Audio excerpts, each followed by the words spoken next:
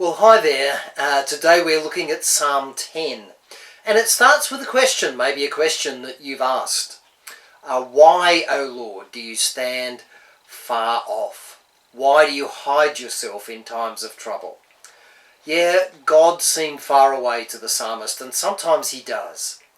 But even though the writer had these honest doubts and honest questions, he didn't stop praying, or he didn't conclude that God no longer cared. It was during those times that we feel most alone or oppressed that we need to keep praying and tell God about our troubles. But then he goes on speaking about wicked people. And these are the kind of words that he uses. Arrogance. They boast. They're full of pride. There is no room for God. And he's haughty as well. But here's the thing. He also notices that his ways, the wicked man's ways, he says, are always prosperous. Nothing will shake them. I mean, this is what we sometimes think, isn't it? That we see people who are wicked and they seem to be successful. We can't understand why. I mean, we can see people, high-profile people in our society that are like that. Even journalists and people in the media, we see this sense of pride, this speaking against God, and we wonder, why is it that they seem to have so much power, so much influence? Well, this is the thing that the psalmist talks about. And in verse 13, why does the wicked man revile God? Why does he say to himself, he won't call me to account? And he's saying, wicked people feel this sense of entitlement to do what they want, that they won't have to answer to God. Last night I watched a movie, Tortured for Christ. It's the story about Richard Wurmbrand and how he was a Romanian, a pastor who was tortured because of his faith. And at one point, after being treated so brutally and beaten so badly, he said to the guard, why do you do this? Don't you have any conscience? And the guard looked at him and said, I don't believe in your God. I don't believe I'm answerable to him. I don't believe I'm answerable to anybody.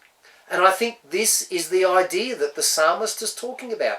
God won't call me to account. It is the pride of the evil people. And we wonder why God allows people to have success, amass great wealth. And to answer these questions, we must gain the right perspective on wickedness and wealth. The wicked will surely be punished because God hates evil deeds. And wealth is only temporary. It is not necessarily a sign of God's approval or God's blessing. In verse 14, the psalmist, he asks where God is, he observes the wicked, but then he makes this realization. But you, O God, do see trouble and grief. You consider it and take it in hand.